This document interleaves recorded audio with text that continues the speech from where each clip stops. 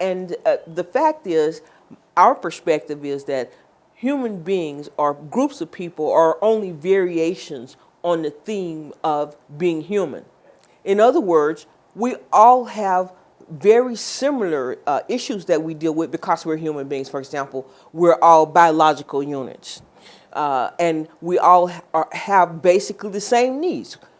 Abraham Maslow talks about 5 needs, and we can talk about the physiological needs. All of us have those, which means that we need certain things to survive as human beings. We need shelter, we need food, we need clean water, we need air.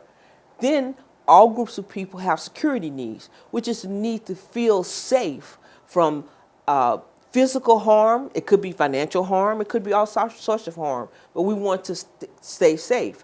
All groups of human beings have belonging needs. All human beings need to be affiliated with other human beings and to have positive affinity in those groups.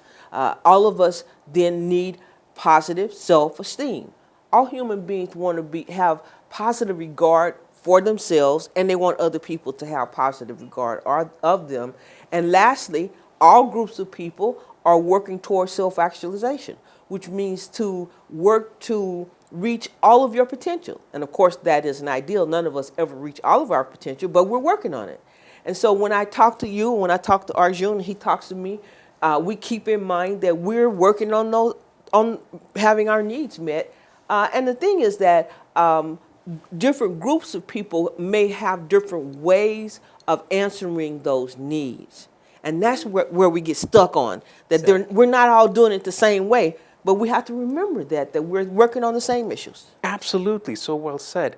And so just the same way as Marquita was explaining how we have so many similarities and things that we hold in common, an equal but opposing force that pulls at it, which we call in communication a dialectic, an equal but opposing force that pulls at it is our differences. And so that would be encompassed in our cultural expression. Culture, by the way, what is it? It is the things that we hold in common as groups of people. It includes things such as norms, values, our senses of right and wrong, traditions, things that are passed from one generation to another, and beliefs, things that we hold dearly to be true to ourselves. And finally, of course, you have your cultural artifacts, so your clothing, your foods, and things of that nature. Culture, music, anything like that.